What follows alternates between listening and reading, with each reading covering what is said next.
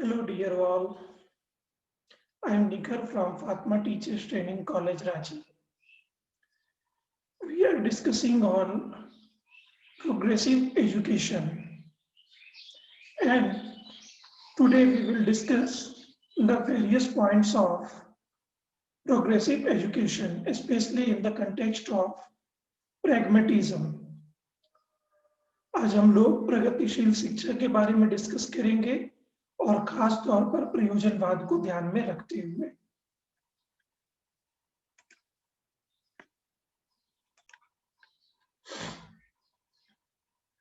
तो प्रगतिशील शिक्षा में हम लोग सबसे पहले देखेंगे कि प्रगतिशील शिक्षा का अर्थ क्या होता है। ठीक है, तो शिक्षा का अर्थ आपने बहुत सारे अलग अलग पेपर्स में पढ़ा होगा और इतना आपने समझा होगा कि मनुष्य के अंदर जो कुछ भी योग्यता पहले से विद्यमान है, जो भी क्षमता उसके अंदर पहले से मौजूद है, उसको बाहर निकालने की प्रक्रिया ही शिक्षा है। मैक्सिमम परिभाषाएं इसी ओर इशारा करती है। दूसरी चीज कि ये एक सतत प्रक्रिया है, ये लगातार चलने वाली प्रक्रिया है। इसके साथ साथ आपने ये भी समझा होगा कि इस प्रक्रिया में उद्देश्य की ओर आगे बढ़ने का प्रयास किया जाता है, यानी ये एक उद्देश्यपूर्ण प्रक्रिया भी है। तो निरंतर चलने वाली प्रक्रिया है, उद्देश्यपूर्ण प्रक्रिया है और मनुष्य के अंदर जो भी क्षमताएं पूर्व से निहित है उसको बाहर निकालने की भी प्रक्रिया है। सॉरी।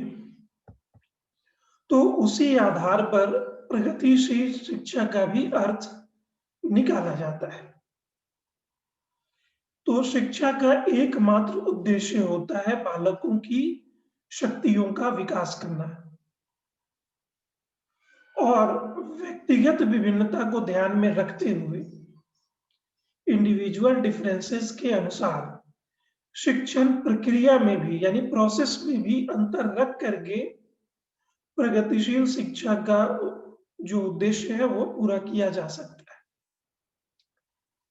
इसको आप ऐसे समझिए कि व्यक्तिगत विभिन्नता को ध्यान में रखते हुए भी शिक्षण प्रक्रिया में वेरिएशन ला करके, इसमें डाइवर्सिटी ला करके, अलग अलग मेथड्स को यूज करके बच्चे की शक्तियों का विकास किया जा सकता है। यही अवधारणा प्रगतिशील शिक्षा कहलाती है। आई होप कि ये फर्स्ट पॉइंट आपने समझ लिया होगा। प्रगतिशील शिक्षा इस बात का बोध कराता है कि शिक्षा बालक के लिए है, ना कि बालक शिक्षा के लिए। प्रगतिशील शिक्षा इस बात का बोध कराता है कि शिक्षा बालकों के लिए है, ना कि बालक शिक्षा के लिए। देखिए, शिक्षा की जो अवधारणा है ना वो बिल्कुल क्लियर कट है। मैं लगभग क्लास के दौरान भी हर जगह इस चीज को बोलता हूँ, करिकुलम को समझाते समय भी मैं आपको बोलता हूँ, आपके C8 में नॉलेज एंड करिकुलम है, वहां करिकुलम के बारे में पढ़ना है आपको। करिकुलम जो है वो लैटिन वर्ड क्यूरेट से निकला है, जिसका मतलब होता है रेस कोर्स, घोड़े के दौड़ने का मैदान। तो करिकुलम का मतलब हो गया वो एरिया जितनी दूर में वो पूरी शिक्षा प्रक्रिया रन करेगी। ठीक है, तो ये करिकुलम बनाता कौन है? हमारा समाज बनाता है, क्योंकि समाज का ही एक प्रोडक्ट है ना। अब सरकार वगैरह क्या है? समाज का ही एक औपचारिक संस्था है। ठीक है, तो समाज ही करिकुलम डिसाइड करता है क्या बच्चे को पढ़ना चाहिए। जब आजादी का समय था तब ये तय किया गया कि राष्ट्रवादी चीजें आप सिखाइए। जब भारत आजाद हुआ तो प्रगति से संबंधित चीजों के बारे में डिस्कस किया गया। 1981 तक आते आते जनसंख्या विस्फोट और उसकी वजह से अन्य सारी समस्याएं जो आई, तो छोटा परिवार और बाकी सारी चीजों, मतलब समय के जरूरत के हिसाब से, टेक्नोलॉजिकल डेवलपमेंट के हिसाब से चीजों को करिकुलम में शामिल किया गया। 1986 में जो शिक्षा नीति लागू हुई थी, जो 2020 में चेंज हुई है, इस समय तक आप देखेंगे कि कंप्यूटर वगैरह आया था 80s 90s के दौर में, राजीव गांधी इसको लेकर के आए थे। तो इन चीज़ों को शिक्षा में शामिल किया गया। हर जगह कंप्यूटर से संबंधित इक्विपमेंट रखे गए, उसके टीचर अपॉइंट किए गए और इससे संबंधित अलग-अलग कोर्स अस्तित्व में आए। इन चीज़ों को स्कूली करिकुलम में भी शामिल किया गया। तो समाज जब जैसा ज़रूरत देखता है, वैसा चीज़ करिकुलम में डाल देता है। ठीक है? अब 2000 के बाद का जो समय आया, वो देखने में आया कि रोज़गार एक बड़ी समस्या बनती जा रही थी, बाकी चीज़ें भी थी। तो इस दौरान जो करिकुलम सेट किया गया, उसमें इस बात पर ध्यान दिया गया कि किस तरीके से शिक्षा को रोज़गार परक बनाया जाए। शिक्षा ग्रहण करने वाले व्यक्ति स्वरोज़गार से भी अपने आप को एंगेज कर सके, आर्थिक उपार्जन कर सके। तो जैसा सिचुएशन होता है, उस तरीके से करिकुलम में बदलाव लाया जाता है। ये बदलाव समाज क्यों लाता है? किसके लिए लाता है? समाज के जो बड़े लोग हैं, वो तो पढ़ करके निकल चुके हैं। उनको क्या मतलब पड़ी है शिक्षा में, इन चीज़ों को शामिल करो, इन चीज़ों को हटा दो, ये आउटडेटेड हो गया, ये नई टेक्नोलॉजी है, इसको शामिल करो। इस तरह की जो बातें की जाती हैं या ये जो व्यवस्थाएँ की जाती हैं, क्यों की जाती हैं? क्योंकि आने वाले जनरेशन के लिए क्या ज़रूरी है, हम उसको शिक्षा के माध्यम से दे सकें। मनुष्यों में तो शिक्षा की यही व्यवस्था है ना, यही प्रक्रिया है। जानवरों में भी करिकुलम होता है, वहाँ पर भी शिक्षा होती है। बिल्ली को देखेंगे कि अधमरे चूहे को लाकर के रख देती है और अपने बच्चे को प्रैक्टिस कराना सिखाती है। क्योंकि बिल्ली को पता है कि आने वाला जनरेशन जब बड़ा होगा, तो वो शिकार पर जिंदा रहेगा। जंप करना, अपनी सुरक्षा कैसे करना, इन चीज़ों के बारे में। मैक्सिमम जानवर कम से कम अपने बच्चों को इतनी शिक्षा ज़रूर दे देते हैं, जिससे वो अपना केयर कम से कम कर सके। मनुष्य के पास भाषा है, मनुष्य के पास एक औपचारिक व्यवस्था है, तो ये इसको औपचारिक तरीके से देता है। लेकिन शिक्षा की व्यवस्था हर जगह है। मैं ये बात आपसे इसलिए कह रहा हूँ कि शिक्षा की व्यवस्था हम किसके लिए करते हैं? आने वाले जनरेशन के लिए। ठीक है? तो शिक्षा इम्पोर्टेंट है या वो बालक इम्पोर्टेंट है? जिसके लिए ये व्यवस्था की गई वो इम्पोर्टेंट है। ये मानना है प्रगतिशील शिक्षा की विचारधारा का कि शिक्षा बालकों के लिए है, ना कि बालक शिक्षा के लिए। अब एक सवाल उठता है कि प्रगतिशील शिक्षा की जो अवधारणा है, वो कहाँ से ली गई, कैसे अस्तित्व में आया? तो C8 में या जहाँ पर भी philosophical foundation of education paper है, वहाँ आप देखेंगे कि एक विचारधारा का नाम आता है प्रैग्मेटिज्म, प्रयोजनवाद। प्रयोजनवादी विचारधारा के प्रमुख विद्वानों में से गिना जाता है जॉन डीवी को। ठीक है? तो जॉन डीवी को ही इस बात का क्रेडिट जाता है कि उन्होंने प्रगतिशील शिक्षा को, प्रोग्रेसिव एजुकेशन को इतना ज़्यादा इंटरेस्टिंग बनाने का प्रयास किया है। सर्वाधिक श्रेय जॉन डीवी को ही जाता है। तो जॉन डीवी की जो अपनी विचारधारा है, वो निश्चित तौर पर प्रगतिशील शिक्षा के दौरान देखने को हमें मिलेगी। तो आप जानते हैं कि जॉन डीवी शिक्षा का एक प्रमुख उद्देश्य लोकतांत्रिक मूल्यों की स्थापना को बताते हैं। वो कहते हैं, जॉन डीवी कहते हैं कि शिक्षा का मुख्य उद्देश्य है लोकतांत्रिक मूल्यों की स्थापना करना।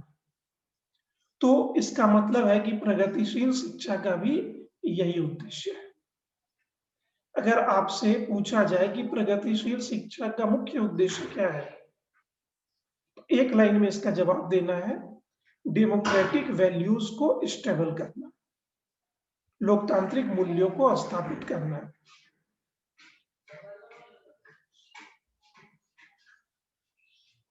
ठीक है? और इससे फायदा क्या होगा? जो बच्चे यहाँ से निकलेंगे पढ़ करके, उनके अंदर लोकतांत्रिक मूल्य उनमें निहित होंगे, उन बच्चों में पूर्व से ही विद्यमान रहेंगे। तो प्रगतिशील शिक्षा का मुख्य उद्देश्य हमने देख लिया, अर्थ और उद्देश्य हमने दोनों को देख लिया। अब एक सवाल उठता है कि इसमें शिक्षण विधि किस प्रकार की होनी चाहिए, ठीक है। अब तथ्य को आप कैसे एक दूसरे के साथ जोड़ करके समझ सकते हैं, क्योंकि आप अगर समझे रहेंगे तो आपको अच्छे से याद होगा।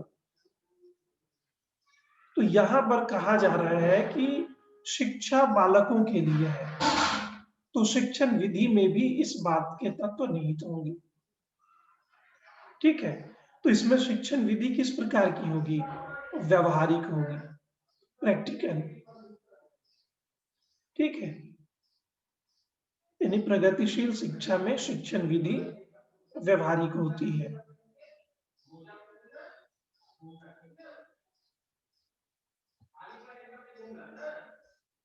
अब एक सवाल ये उठता है आपके सामने कि व्यवहारिक विधि किसको हम कह सकते हैं, प्रैक्टिकल या व्यवहारिक विधि हम किसको कह सकते हैं, किस तरह की शिक्षण विधि को। तो देखिए, वैसी शिक्षण विधि जिसमें बच्चों के अपने इंटरेस्ट को ध्यान में रखा जा रहा हो, बच्चों की क्षमताओं को महत्व दिया जा रहा हो, वैसी कोई भी शिक्षण विधि व्यवहारिक शिक्षण विधि कहलाएगी।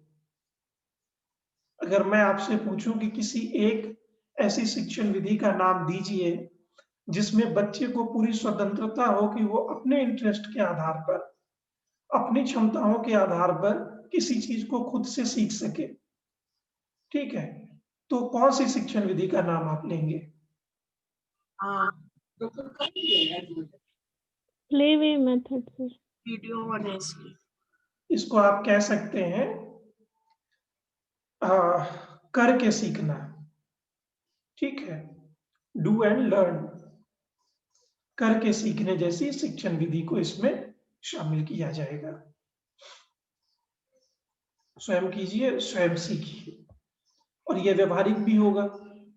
इसी के तहत, क्योंकि जैसे ही मैंने जॉन डीवी का नाम लिया तो आपके दिमाग में एक चीज आना चाहिए था, जॉन डीवी ने प्रोजेक्ट मेथड पर सबसे ज्यादा जोर दिया। प्रोजेक्ट मेथड में क्या होता है, बच्चे को एक प्रोजेक्ट दिया जाता है, वो किसी इंस्ट्रक्टर के अंदर में उसको कंप्लीट करने का प्रयास करते हैं, किसी के भी ऑब्जर्वेशन में। उसका फायदा ये होता है कि वो खुद से करके सीखते हैं, try and learn, do and learn, ठीक है, करिए और सीखिए। ये व्यवहारिक विधि है। इसको आप ऐसे भी समझ सकते हैं, यहाँ पर सेकेंड ईयर के भी स्टूडेंट्स बैठे हुए हैं। अगर आपसे कह दिया जाता कि ये लेसन प्लान का एक फॉर्मेट है, इसको इस तरीके से रोज आपको बनाना है, जाकर के क्लास लेना है किसी भी गवर्नमेंट स्कूल या प्राइवेट स्कूल जहां पर भी आपको अलॉट किया गया है, और इसको कैसे बनाना है इस बात की पूरी प्रैक्टिस कराई ही ना जाए, तो आप कैसे वहां पर लेसन प्लान बनाकर ले जाएंगे और बच्चों को पढ़ाएंगे? तमाम तरह की समस्याएं आपके सामने आएंगी। सबसे पहले तो यही प्रॉब्लम आएगा कि सामान्य उद्देश्य में क्या लिखे, विशिष्ट उद्देश्य में क्या लिखे, ठीक है, प्रस्तावना हम कैसे तैयार करें, बोध प्रश्न कौन कौन से हो सकते हैं, क्या क्या यहाँ लिया जा सकता है, ब्लैक बोर्ड में कौन कौन सा चीज यूज करना है, तमाम तरह की समस्याएं आपके सामने आएंगी। तो थ्योरेटिकल नॉलेज और प्रैक्टिकल नॉलेज में यही अंतर होता है। अगर एक बार आपसे वो लेसन प्लान खुद बनवाया जाए, गलत या सही जैसा भी आप बना सकते हैं, तो आपको बहुत सारी चीजें समझ में आएंगी। लेकिन सिर्फ यहाँ से अगर बता दिया जाए कि ऐसे ऐसे कर लीजिए आप और लेसन प्लान बना करके चले जाइएगा, आपसे नहीं होगा, बहुत सारी उसमें कमियां पाई जाएंगी, कुल मिलाकर के वो इफेक्टिव ही नहीं हो पाएगा, ठीक है। तो इसीलिए कहा जाता है कि अप्लाइड जो मेथड होता है वो ज्यादा इफेक्टिव होता है और वो प्रोग्रेसिव एजुकेशन के दायरे में भी फिट बैठता है।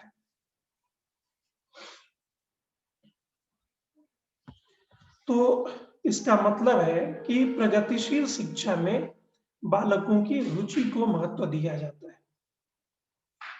ठीक है, बालकों की रुचि को महत्व दिया जाता है। प्रगतिशील शिक्षा की प्रमुख विशेषता हो गई बालकों की रुचि को महत्व दिया जाना।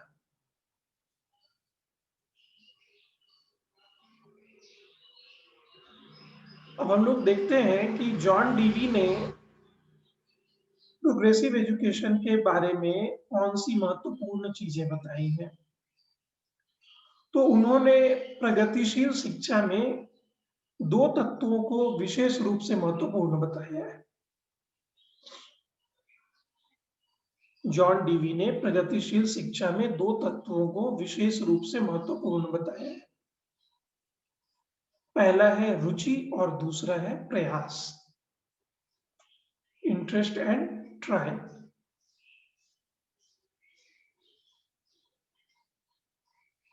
इंटरेस्ट एंड ट्रायल, रुचि एवं प्रयास।